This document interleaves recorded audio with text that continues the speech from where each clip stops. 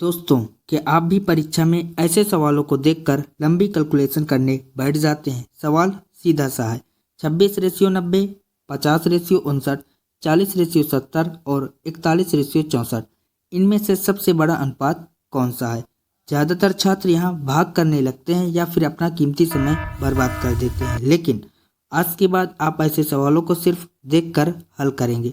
स्वागत है आपका ट्रिक विद एके में, जहाँ आज मैं आपको एक ऐसी जादुई ट्रिक सिखाऊंगा जिससे आप बिना पेन उठाए मात्र 2 सेकंड में बता देंगे कि कौन सा ऑप्शन है जो रेशियो है वह बड़ा है और कौन सा छोटा। चाहे आप एसएससी जीडी की तैयारी कर रहे हो या फिर रेलवे की, ये ट्रिक आपके एग्जाम में कम से कम 1 मिनट बचाएगी। तो पेन और कॉपी छोड़िए और बोर्ड पर ध्यान दीजिए, क्योंकि आज मैथ का जादू शुरू होने वाला है। चलिए देखते हैं क्वेश्चन को।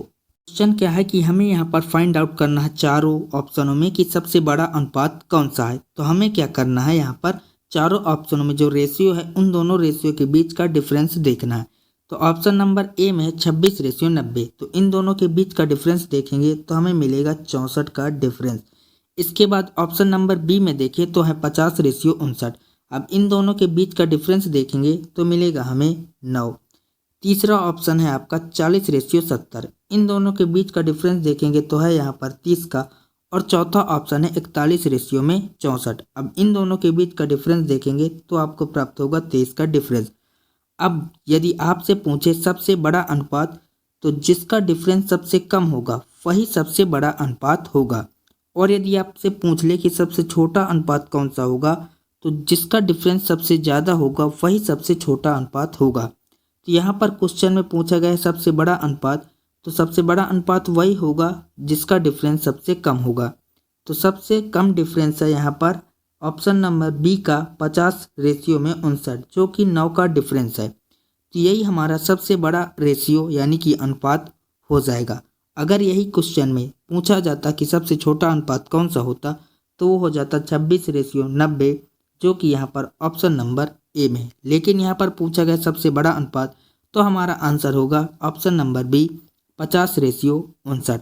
आई होप कि आपको यह ट्रिक बहुत ही अच्छी प्रकार से समझ में आ गई होगी। यदि आप लोगों को यह ट्रिक अच्छी लगी हो तो प्लीज़ वीडियो को लाइक कर दें, चैनल पर नए हो तो सब्सक्राइब ज़रूर कर दें और अपने दोस्तों के साथ इस वीडियो को शेयर ज़रूर कर दें। यह जो वीडियो है वो आपके एसएससी जीडी के अलावा बाकी हर एग्ज़ाम्स के लिए इम्पॉर्टेंट होगी, क्योंकि जो रेशियो एंड प्रपोर्शन टॉपिक है वो आपके हर एग्ज़ाम्स में पूछे जाता है। वो एग्ज़ाम आपका एसएससी जीडी का हो, ग्रुप डी का हो, आरपीएफ, एसआई या फिर कोई भी वनडे एग्ज़ाम हो, हर एग्ज़ाम्स के लिए यह वीडियो हेल्पफुल होगी। तो आपको वीडियो को कंप्लीट वॉच करना है। अब आपके लिए एक इसी बेस पर नेक्स्ट क्वेश्चन है, जिसका आंसर आप लोग हमें कमेंट बॉक्स में बताएंगे। चलिए चलते हैं क्वेश्चन नंबर 2 पर। क्वेश्चन नंबर 2 है कि यदि a/b का मान है 2/3 और b/c का मान है 4/5, तो हमें फाइंड आउट करना है a/b/c। और इस प्रकार का जो क्वेश्चन है वो आपको हर एग्जाम्स में देखने को मिलेगा। चलिए यहाँ पर इस क्वेश्चन को हम सबसे बेस्ट मेथड यानी कि सबसे बेस्ट ट्रिक से सॉल्व करते हैं, ताकि आपका एग्ज़ाम में समय बच सके। तो हमें यहाँ पर ज्ञात क्या है, a/b, जो कि है यहाँ पर 2/3। इसके बाद हमें ज्ञात है b/c, जो कि 4/5। तो आपको क्या करना है कि जो b वाला रेशियो उसको b के नीचे ही रखना है। तो यहाँ पर b/c जो है वो है 4/5, तो b के नीचे रख देंगे 4/5। अब यहाँ पर हमें सॉल्व इसको करना है। तो हमें क्या करना होगा, 2 की गुणा 4 से करनी है, तो 2 चौके हो जाएगा 8। फिर 3 की गुणा 4 से करेंगे तो 4 तियाँ हो जाएगा 12। फिर 3 की गुणा 5 से कर देंगे तो 5 तियाँ हो जाएगा 15। ये हो जाएगा आपका a, b और c का रेशियो। तो यहाँ पर 8/12/15 a/b/c का मान होगा। तो यहाँ पर ऑप्शन नंबर ए में है 8/12/15, तो यही आपका आंसर हो जाएगा। और इस क्वेश्चन के बाद नेक्स्ट क्वेश्चन है कि 15 वर्षों के बाद एक पुत्र की आयु उसके पिता की वर्तमान आयु का अनुपात है 2/3। 5 वर्ष पहले पिता की आयु पुत्र की आयु की 4 गुनी थी। तो पिता और पुत्र की वर्तमान आयु क्रमशः क्या होगी, इस क्वेश्चन में हमें यही फाइंड आउट करना है। तो सबसे पहले हम यहाँ पर क्वेश्चन को समझते हैं। क्वेश्चन क्या है कि 15 वर्ष के बाद एक पुत्र यानी कि सन और एक उसके पिता यानी कि फादर, उनकी वर्तमान आयु का अनुपात कितना है? 2:3। अब जो यहाँ पर फादर की आयु है यानी कि जो 3 रेशियो है ये इसकी फादर की प्रेजेंट एज है, जबकि यहाँ पर जो 2 रेशियो है ये 15 वर्ष बाद की पुत्र की एज है। तो यहाँ पर हमें फाइंड आउट करना है पिता और पुत्र की वर्तमान आयु। तो पिता की जो भी वर्तमान आयु होगी वो 3 रेशियो यानी कि 3 का मल्टीपल होगी।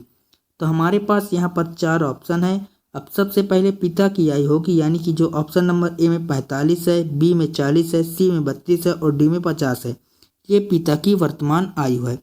तो इन्हीं चारों ऑप्शनों में हम देखेंगे कौन सा ऑप्शन 3 का मल्टीपल है, वही आंसर आपका हो जाएगा। तो यहाँ पर ऑप्शन नंबर ए में है 45 जो कि 3 का मल्टीपल है, तो ये आंसर आपका हो सकता है। बी में है 40, सी में है 32 और डी में है 50। अब ये तीनों ऑप्शन जो हैं 40, 32 और 50 वाले, ये 3 के मल्टीपल नहीं है, तो ये आंसर आपके बिल्कुल से नहीं होंगे। तो यहाँ पर हमारा करेक्ट आंसर क्या हो जाएगा? ऑप्शन नंबर ए 45 और 15, यानी कि पिता की वर्तमान आयु हो जाएगी 45 वर्ष और पुत्र की वर्तमान आयु हो जाएगी 15 वर्ष। आई होप कि आपको यह क्वेश्चन भी बहुत ही अच्छी प्रकार से समझ में आ गया होगा। इस क्वेश्चन के बाद हम चलते हैं नेक्स्ट क्वेश्चन की तरफ।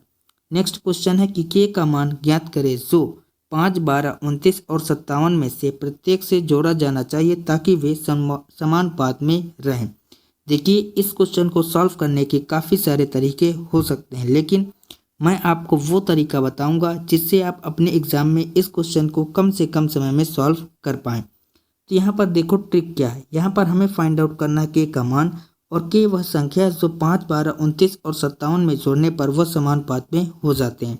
तो हमें क्या करना है? 5 और अपान में लिखना है 12।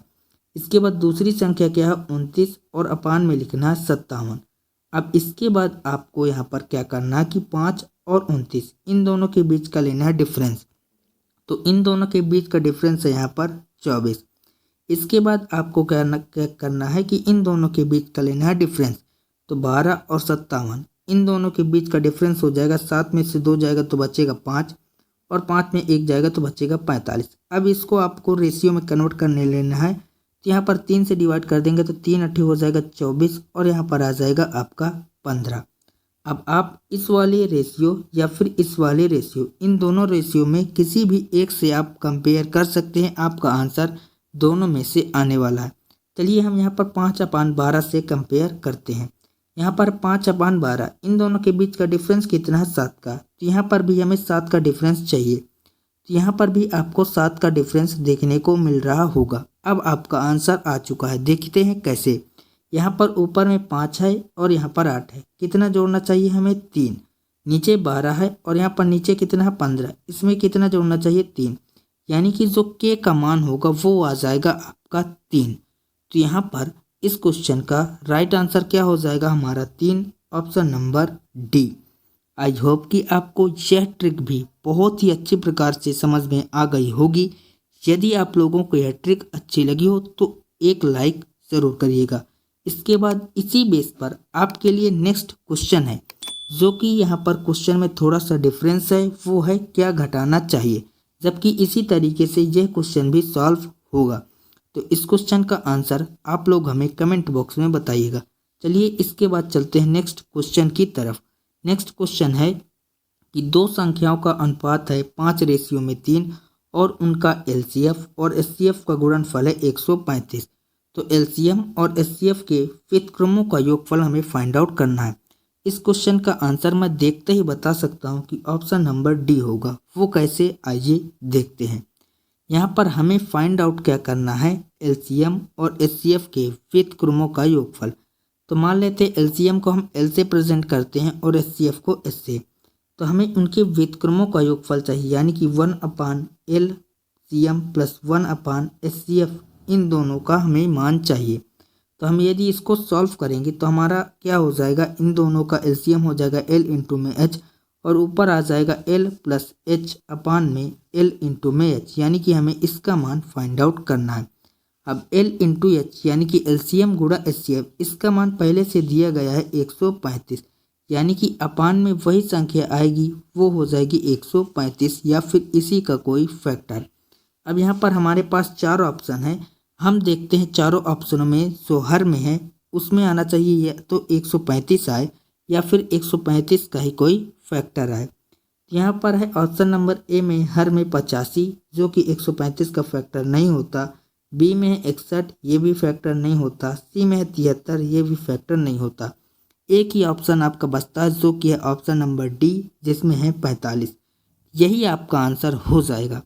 यानी कि यहाँ पर एलसीएम और एचसीएफ के वितरणक्रमों का जो योगफल आ जाएगा वो आ जाएगा आपका 16/45। तो इस क्वेश्चन का राइट आंसर हो जाएगा हमारा ऑप्शन नंबर डी।